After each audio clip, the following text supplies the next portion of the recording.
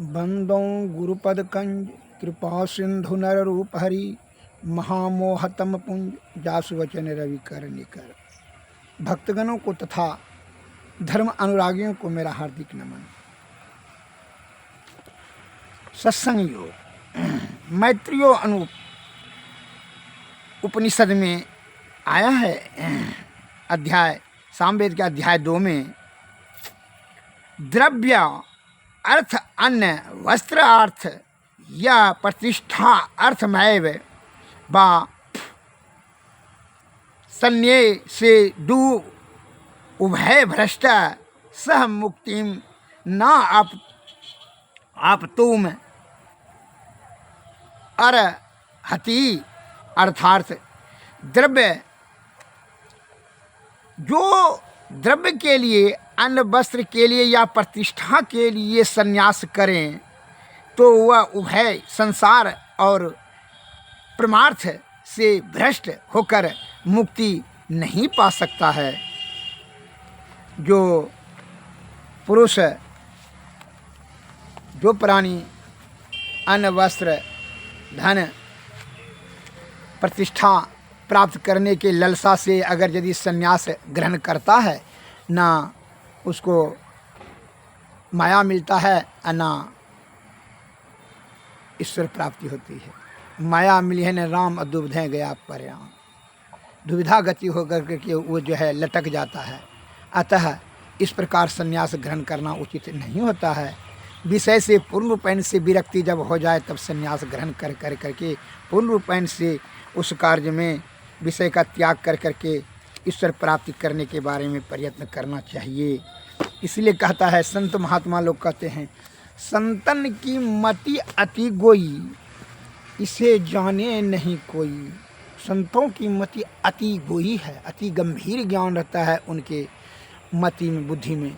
अतः उनके शब्दों की गंभीरता को समझ बूझ कर करके अमल करने से अत्यंत अलौकिक लाभ प्राप्त होता है। इसमें जरा भी संशय नहीं है। इसलिए कहता है, संतों के बात को जो बुझे उससे तीनों लोक सूझे। कैसे? इस प्रकार मैं उदाहरण देता हूँ।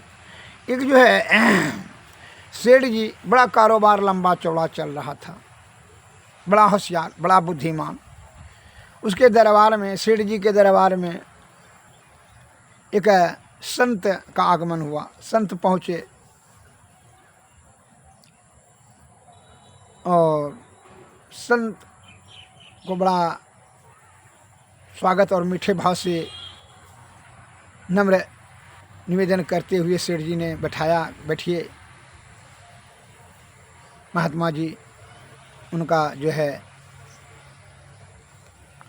भोजन पानी कराया। कहा भोजन पानी दीजिए। भोजन पानी बड़ा प्रेम भाव से कराया और कहा, महात्मा जी खिस्सा सुनाइए। तो महात्मा जी ने कहा, उसमें आपको एक खिस्सा में 100 रुपया खर्च होगा, तो करेगा? कहा हाँ हाँ महात्मा जी करेंगे। सुनाइए एक ठो खिस्सा। कहा ठीक है, ज्ञान का बात। कहा तुमको जो है अध्यात्म का बात नहीं, ज्ञान का बात मैं तुमको बता देता हूँ। क्योंकि इसलिए कि तुम अभी धनोपार्जन करने में विषय में आसक्त होकर के धन प्राप्ति करने में लगे हो, इसलिए तुमको ज्ञान का बात बता देते हैं कि अध्यात्म का संन्यास का उपदेश या अध्यात्म का उपदेश ज्ञान बताना तो उचित नहीं होगा, लेकिन तुमको हम व्यवहारिक ज्ञान का बात बता देते हैं, क्योंकि जैसा आपका इच्छा। तो पहला बताया कि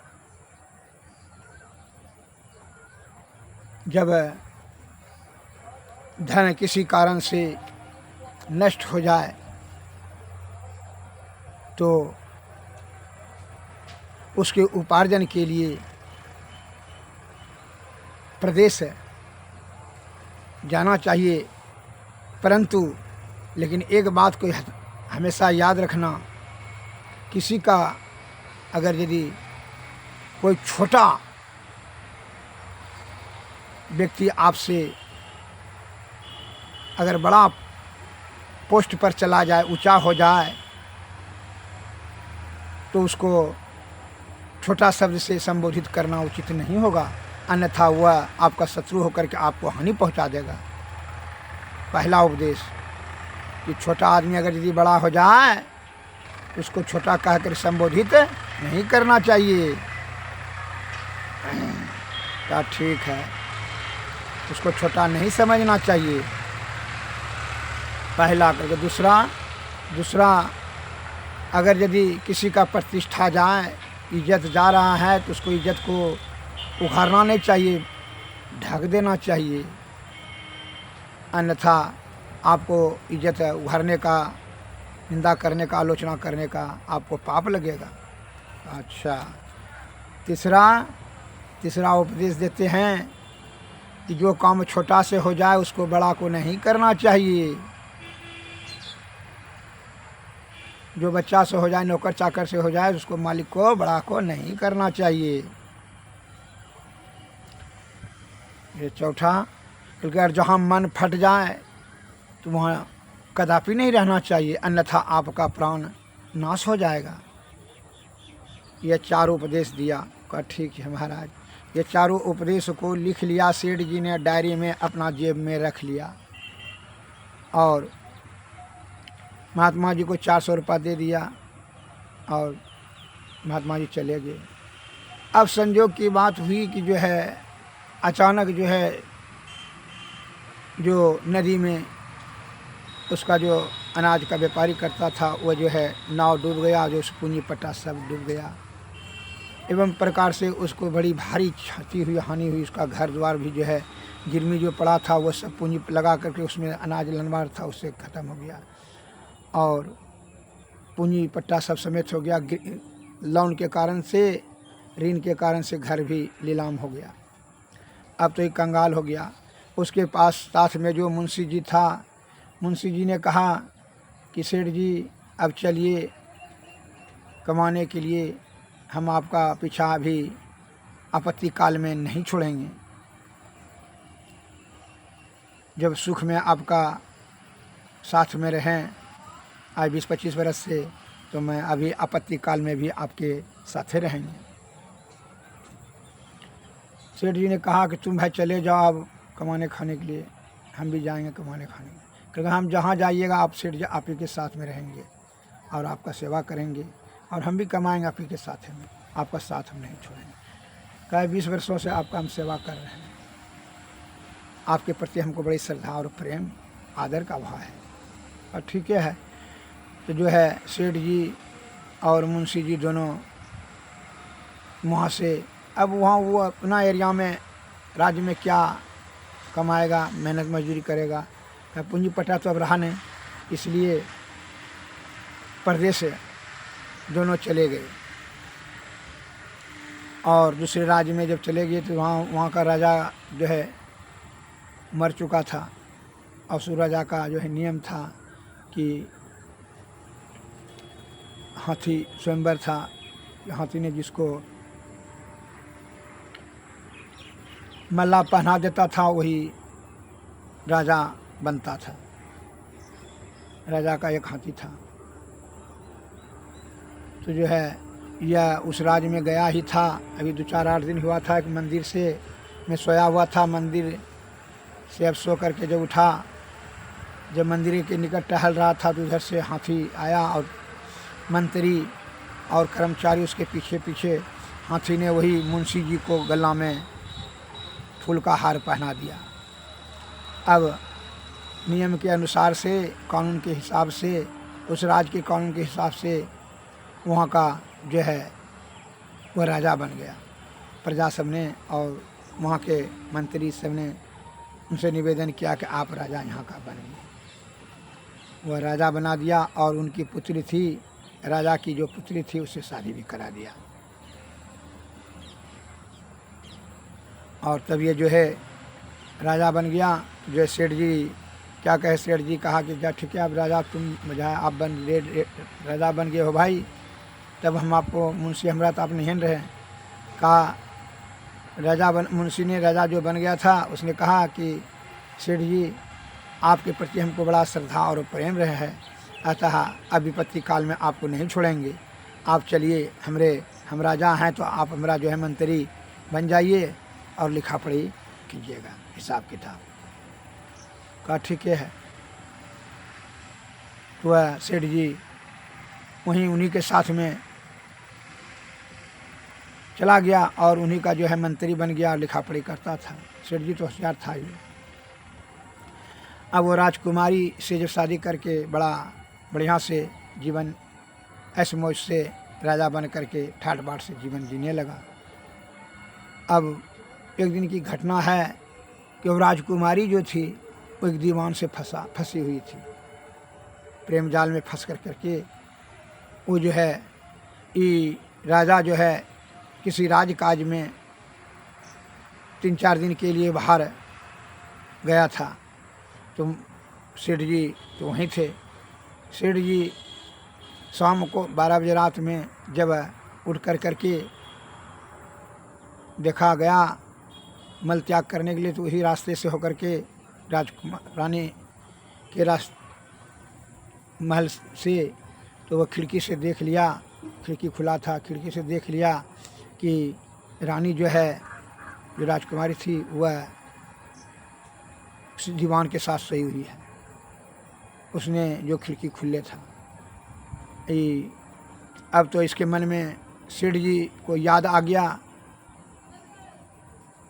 कि जो संत महात्मा ने कहा है, संतों ने उनका उपदेश यह अमल पूर्ण रूपेण से करते थे।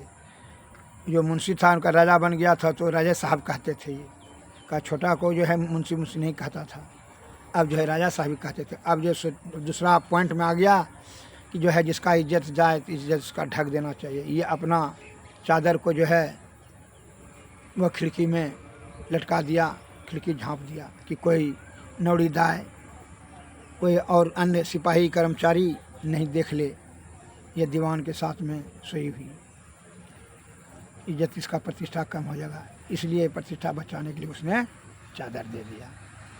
अब सवेरे जैसे वह रानी उठी, वो दीवान भी साथ में उठा तो देखा कि वह मंत्री, सेठ मंत्री का जो कि राजा का परम मित्र थे, उसका चादर देख करके वो दोनों यकीन हो गया कि सेठ जी ने देख लिया है हम दोनों को सोते हुए, अतः अब तो वो मित्र अपना मित्र को कह देगा। इसलिए वह त्रियाचरित्र षड्यंत्र करने लगी। अपना दुर्गुण को छिपाने के लिए अनेक असत्य का सहारा लेता है मनुष्य। जब किसी से गलती हो जाए, भूल चूक, वो उसका पश्चाताप और दंड स्वीकार कर लेना चाहिए, न कि और असत्य बोल कर करके, झूठ बोल कर करके एक गलती को दूसरा गलती, तीसरा गलती करें उस गलती को ढकने के लिए। ऐसा नहीं होगा। कीचड़ से कीचड़ साफ नहीं होता है, कीचड़ पानी से साफ होता है। अतः सत्य का सहारा लेकर के गलती को स्वीकार करके सजा भोग लेना चाहिए, न कि एक गलती को दूसरा गलती छिपाने में नहीं करना चाहिए। तो यह स्त्री जाति जो जिसका बुद्धि चरित्रहीन है, उसका बुद्धि तो छोटा ही रहेगा, उत्तम बुद्धि तो होगा नहीं, सत्वगुण की तरफ तो बुद्धि उसका जाएगा नहीं। वह स्त्री ने मन में षड्यंत्र करके, जैसे वो राजा आया तो पहले ही राजा को कन्वाइन से कर देती है, देखिए ना आपका जो मित्र सेठ है, जो मंत्री का पोस्ट दिए हैं, वह हमारे साथ में ज़बरदस्ती करने के लिए आया था ज़बरदस्ती, लेकिन उसका खिंचातानी में इसका चद्दर छूट गया है। अतः उसका चरित्र ठीक नहीं है, उसका नेचर दूषित है। हमारे प्रति उसको हवस वासना का भाव है, अतः उसको मरवा दीजिए। पहले ही धूर्त चालाक ने पहले चालाकी करता है। अब हर अपराधी का यह नियम है कि वह अपने अपराध को छिपाने के लिए वह हरदम चाल खेलेगा। तो वह चाल खेल गई कि राजा को पहले ही बता दिया कि हमारे साथ में वह ज़बरदस्ती जोर ज़बरदस्ती करने के लिए आया था आपके जो है अनुपस्थिति में। राजा साहब को बड़ा मने मन भीतर भीतर क्रोध आया कि अब जो है इज्जत प्रतिष्ठा की बात है, अगर यदि खुलेआम इसको फांसी का सज़ा देते हैं तब तो राज्य में कानाफूसी हो जाएगा कि भाई किस कारण से अपने दोस्त को ही फांसी का सज़ा दिया, तब तो इससे प्रतिष्ठा हमारा नष्ट हो जाएगा। वह मने मन सोच लिया कि इसको जो है राजनीतिक बुद्धि से इसको सेठ जी को मरवा देंगे। यही भाव रख करके वो जो राजा था, मुंशी जो राजा बना था, राजा ने दूसरे दिन बिहान को क्या कहता है, शाम को समय में वो सेटिंग कर दिया अपना राजनीतिक बुद्धि से। जो कहता है कि वह मांस बेचने वाले को, कसाई को बुलवाया और उसको जो है कह दिया कि रात में 8 बजे रात में जो तुम्हारे पास मांस लाने के लिए 12 किलो मांस लाने के लिए भेजेंगे, जो तुम्हारे पास जाएगा 12 किलो मांस लाने के लिए, तुम उसको काट करके कुआं में फेंक देंगे, तुमको 5 लाख रुपया देंगे। राजा ने ऐसा कह दिया। कहा ठीक है हुजूर। वो कसाई को सेटिंग कर दिया। अब यह क्या किया कि राजा ने अब इसको क्या कहता है सेठ जी को, आइए सेठ जी, कहिए क्या ठीक है ना? हाँ ठीक है राजा साहब कहा कि हम तो आपका मुंशी बहुत दिन रहे हैं, बहुत सेवा किए हैं, आप भी बहुत बढ़िया से सेवा कर रहे हैं, अच्छी बात है। अच्छा ठीक है, तो एक काम कीजिए ना सेठ जी, हाँ तो 12 किलो मांस जरा लाइए। तो मांस दुकान में हूँ बाज़ार से, वहाँ से 4 किलोमीटर दूरी पर था बाज़ार, कि वहाँ से फलना के यहाँ मांस होगा, बढ़िया है, उसी के यहाँ जाइए तो ललवाइए कसाई के यहाँ से खस्सी का मांस 12 किलो बनवाया जाएगा और बढ़िया से खाया जाएगा। ठीक है, अच्छी बात है। तो वह सेठ जी तो मंत्री था तो इधर आया मन में। अब दूसरा तो दूठो संतों का जो बात तो अमल करते थे, तीसरा संत ने उपदेश दिया था कि जो काम छोटा से हो जाए उसको बड़ा को नहीं करना चाहिए। कहा हम इतना बड़ा मंत्री के पोस्ट पर हैं और भाई रात में मांस डालने के लिए जाएंगे, जबकि यह राजा जानता है हमारा मुंशी सब दिन रहा है कि मांस मछली नहीं खाता है, शाकाहारी है, सत्संगी है, ये हमको मांस डालने के लिए कैसे बोला? इसके मन में कुछ भेद है, कोई रहस्य है।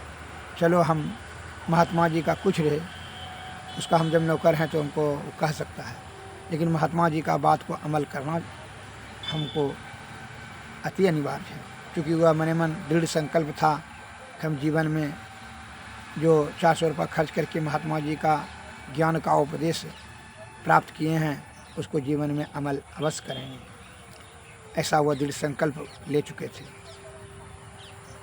तो है तीसरा, अब ज्ञान वो अमल करने के बारे में विचार मन में किया और कि नहीं, जो छोटा यह काम तो छोटा कर्मचारी का हो जाएगा, तो फिर हमको क्या करने जाने की क्या ज़रूरत है मांस खरीदने के लिए। वह लिखा पढ़ी में कार्य में लग गए और दूसरे एक सिपाही को पैसा देते हुए कहा कि तुम जाओ बाज़ार में वो कसाई के यहाँ से 12 किलो खस्सी का मांस लाओ। पैसा दे करके कहा ठीक है मंत्री महोदय। वो सिपाही पैसा लेकर चला गया मांस लाने के लिए। अब मांस लाने के लिए गया तो उस सिपाही को तो वहाँ तो बातें था कि कोई भी आएगा 8 बजे रात में 12 किलो मांस लाने के लिए, उसको काट देना, आपको यहाँ फेंक देना। बस वो कसैया के यहाँ गया, जैसे ये 12 किलो मांस लाने के लिए, बस कसैया उसको मांस सेटिंग था आदमी, बस उसको काट दिया सिपाही को और यहाँ में फेंक दिया। अब इधर जो 2 घंटा के बाद जो है 2-3 घंटा हो गया तो राजा ने देखा कि मंत्री तो हिसाब करने में बैठा हुआ है, तो उसको पसीना उसका चल गया, कोई गया नहीं मांस। कहा आप मांस लाने के लिए नहीं गए थे? कहा नहीं राजा साहब, उस सिपाही को भेज देते। इन मने मन इसका तो कान खड़ा हो गया, चोर के दाढ़ी में तिनका। ये तो शंका से भर गया, यकीन हो गया कि तो उसने कहा कि राजा साहब आप तो जानते हैं कि हम महात्मा जी का दिया हुआ ज्ञान को पूर्ण रूपेण से अमल करते हैं। आपने हमको मांस लाने के लिए कहा, जब आप जानते हैं हम मांस मछली नहीं खाते हैं, हम शाकाहारी हैं, सत्संगी हैं, लेकिन आपने कह दिया तो आपका हुक्म तो मानना है। इसीलिए और हम महात्मा जी का भी ज्ञान को हम अवहेलना नहीं कर सकते हैं। आप जानते हैं कि महात्मा जी के ज्ञान को हम अमल करते हैं, इसलिए जो काम छोटे से होगा उसको बड़ा को नहीं करना चाहिए। इसलिए हम सिपाही को भेज दिए। पुजारी मन में सोच लिया उस सिपाही को तो मार दिया होगा, सही में सिपाही को मार दिया था, बस ये मन में सोच लिया। फिर उसी रात को जिसका चरित्र गिर गया है, अब जो है यहाँ चिंता होकर के बैठा, उसी रात को जो है इसको किसी तरह से नौड़ी दाई ने भी वह घटना को देख चुकी थी। राजकुमारी जो रानी की जो प्रेम का जो प्रक्रिया, दीवान के साथ में जो प्रेम प्रसंग चलता था, वह दुर्घटना को एक नौड़ी दाई में भी देख चुकी थी। उन नौड़ी दाई ने तब तक उसको रात को राजा साहब को गुप्त से कह दिया, राजा साहब क्षमा कीजिएगा मेरा गलती को, आपकी रानी जो है वह दीवान से फंस गई है, प्रेम करती है, इसलिए हम उसको कई दिन देखे हैं। तो इसको तो यकीन हो गया कि, और उस दिन जो है ये भी अपने नज़र से देख लिया कि हंस हंस करके बात कर रही थी, और उसी का लेटर भी पढ़ लिया और उसका पूरा यकीन हो गया उसका हाव भाव से। और जो नौड़ी दाई ने जो 2-3 ठन ये कह दिया, तो क्योंकि इसलिए कि यह राजा नहीं जानता था, लेकिन नौड़ी दाई तो जानती थी, स्त्री का भेद तो स्त्री जानती थी। उसने कह दिया, तभी मैंने मन सोचा कि सेठ जी ने को भी यही होगा कि सेठ जी का मिथ्या आरोप सेठ जी के ऊपर लगा दिया, यह रानी जो है चरित्रहीन है, इसने अपने दुर्गुण को छिपाने के लिए हमारे मित्र को आरोप लगा दिया। कहा है कि हमारा मित्र तो महात्मा जी के संतों का ज्ञान का अमल करता है, जिसका प्रतिष्ठा जाए प्रतिष्ठा बचाए, वही प्रतिष्ठा को बचाने के लिए हमारा सेठ जी ने चादर ढक दिया होगा। लेकिन यह जो है बात तो और सभी नौड़ी दाई सब जान चुकी है, इसका प्रेम प्रलाप बहुत पहले से। राजकुमारी जिस समय थी 2 साल पहले से इसका दीवान के साथ जो है प्रेम की प्रक्रिया चल रही थी। इस प्रकार से वह बड़ा पश्चाताप करने लगा। कहा, राजा ने भले किए सेठ जी, आपने गए, बड़ा हमसे बहुत बड़ा भारी गलती हो जाता अगर आप चले जाते हैं। सवेरे हल्ला हुआ को सिपाही नहीं मिल रहा है, तो सेठ जी ने जान लिया। तो सिपाही नहीं लौट करके आया मांस लेकर के, क्या बात है। ये राजा भी जान लिया कि उस सिपाही को तो उस कसाई ने मार दिया, हमारे ऑर्डर से कुछ मार दिया था, निर्दोष का हत्या हो गया। किसी ने पाप करे किसने, अब भरे किसने। इसलिए कहता है बड़े बुजुर्गों ने कि खेत चरा गधा अब मार खाए जोल्हा, करे के भरे के, पाप करे कौन, भैंसा जोता लो यहाँ खाए ताकि पछू पड़ोसी आ जाए। पाप करता कौन है और भरता कौन है, मुफ्त में सिपाही का जान गया। ये संत महात्मा का जो ज्ञान को अमल किया सेठ जी ने, इसलिए इसका प्राण बचा। सवेरे जब हुआ तो मन फट गया, वो जान लिया सेठ जी ने भी कि सिपाही को मरवा दिया ये राजा ने। राजा ने सेठ जी से एकांत में जाकर क्षमा मांगने लगा कि हमको कन्वाइंस कर दिया था, शंका में संदेह कर दिया था आपके ऊपर। कहा, तुम जानते हो राजा कि हम महात्मा जी के ज्ञान को पूर्ण रूपेण से अमल करते हैं कि जिसका प्रतिष्ठा जाए प्रतिष्ठा ढक देना। हम तो चादर दिए थे इसीलिए वहाँ चूँकि इसलिए दोनों को सोते हुए हम देख लिए, खिड़की खुले था। हम शौचालय गए थे, उसी खिड़की से हम देख लिए। कहा हाँ सेठ जी, हमको भी 2-3 ठो नौड़ी दाने जो खाना बनाने वाली है और जो बिछावन करने वाली है वो भी नहीं। हमको कहा कि राजकुमारी का चरित्र ठीक नहीं है, वो दीवान के साथ में प्रेम करती है पहले से, कुमारी से। तो सेठ जी ने कहा और तुम जाने बाद में, लेकिन पहले तो तुम हमको मौत के मुंह में धकेल दिया। बिना सोचे समझे जो करे पाछे पछता है, काम बिगाड़े अपना जग में होता है।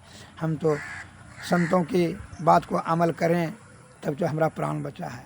अतः चौथा उपदेश दिया है संत महात्माओं ने हमको, संतों ने, कि हम तो डायरी लिख करके देखो पॉकेट में हमेशा रखते हैं, तुम तो जानबे करते हो। हाँ, क्योंकि अब जो है चौथा में उपदेश दिया कि जहाँ मन फट जाए वहाँ नहीं रहना चाहिए। अब यहाँ हमारा मन फट गया और तुम्हारा भी मन फट गया हमसे। उसने कहा हमारे आज 20 बरस 25 बरस संगति से जो है हमरे पर विश्वास नहीं हुआ, और जो है उसका अभी 6 महीना नहीं हुआ है शादी होने से, उसके ऊपर विश्वास हो गया। जब तुम्हारा 20 वर्ष से चरित्र जानता है कि यह साधु संत महात्मा के साथ रहते रहते यह सत्संगी है, लेकिन फिर हमरा पर विश्वास न करके उसका पर विश्वास कर करके हमको जो है मौत में धकेल दिया। अतः अब तुम्हारा मन फट गया और हमारा भी मन फट गया।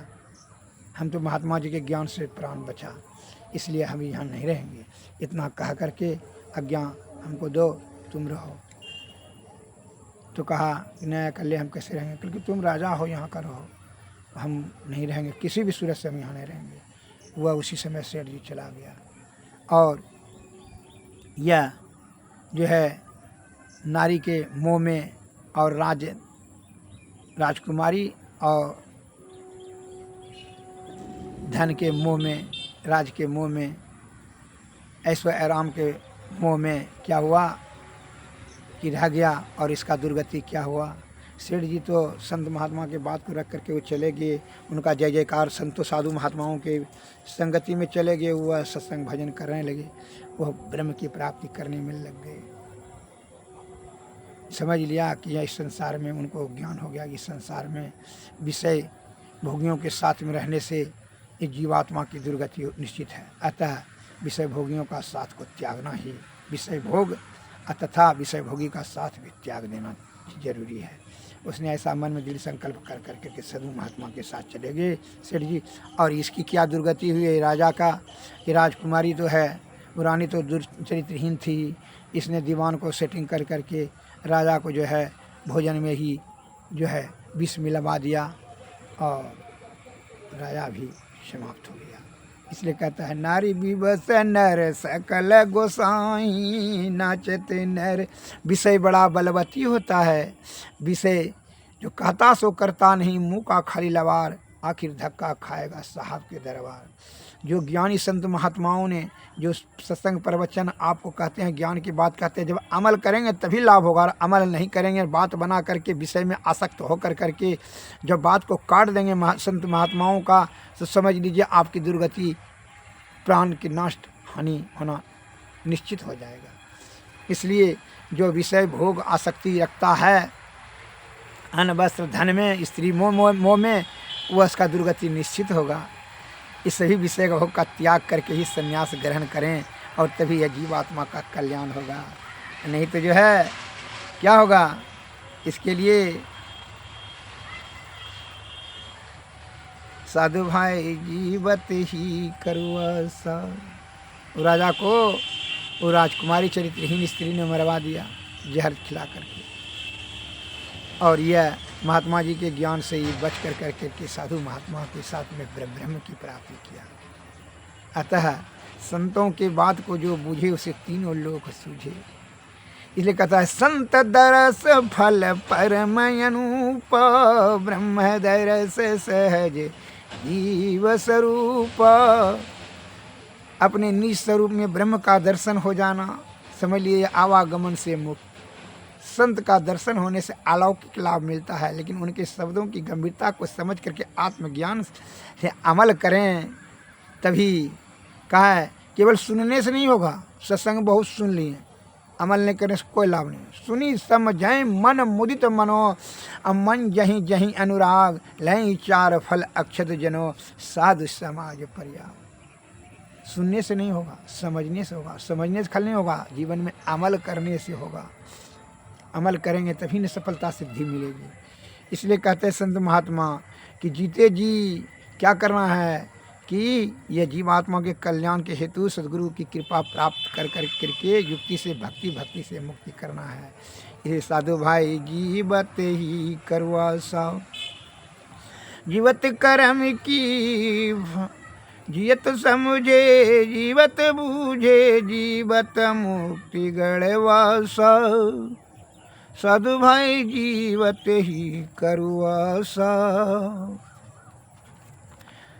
जियत कर्म की फांस न काटी, मुए मुक्ति की आशा। तन छूटे जीव मिलन कहा तू है, सो सब झूठी आशा। अब हूँ मिलो मिला सो तब हूँ मिलेगा, नहीं तो जमपुर बासा। दूर दूर ढूंढे मन लोभी, मिटे न गर्व तरासा। साधु भाई जीवत ही करवासा, साध संत की करे न बंदगी, कटे कर्म की फांसा। सत गहे सतगुरु को चिन्हे, सतनाम विश्वास। कहे कबीर साधन हित कारी, हम साधन के दासा। साधु भाई जीवत ही करवासा।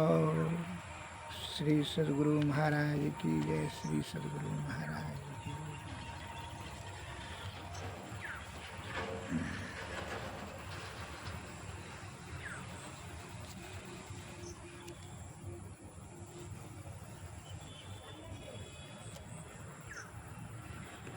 बिनु गुरु ज्ञान नाम ना पैयों, बिरथा जन्म गवैया हो। जल भरी कुंभ धरे जल भीतर, जल भरी कुंभ धरे जल भीतर।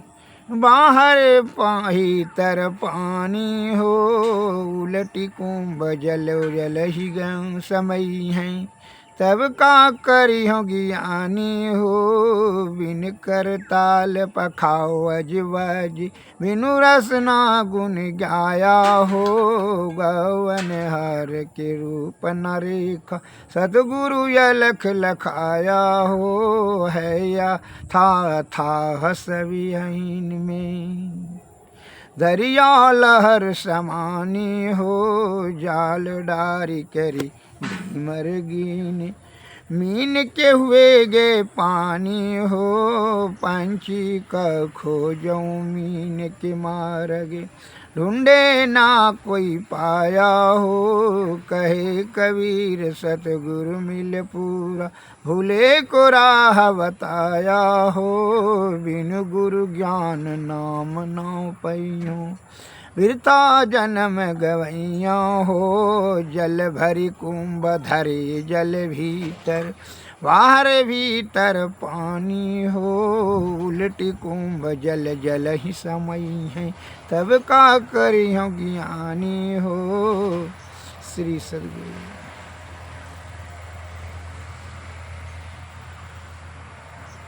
श्री सद्गुरु।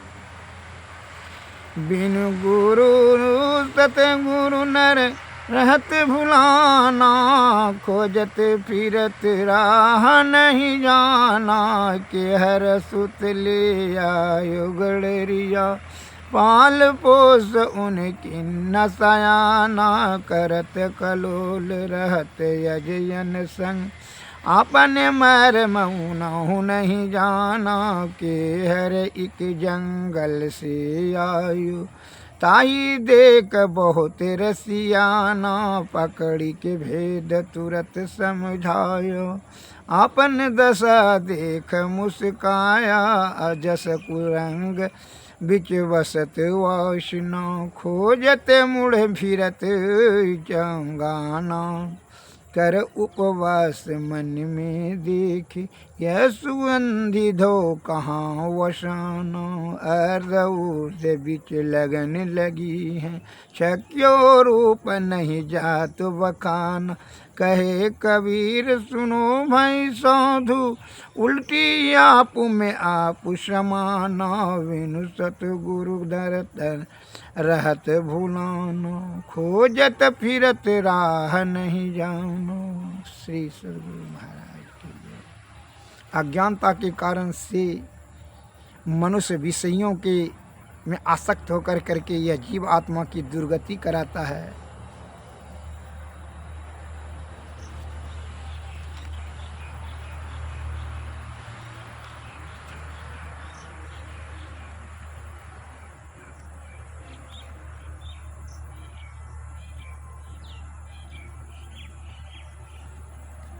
श्री सद्गुरु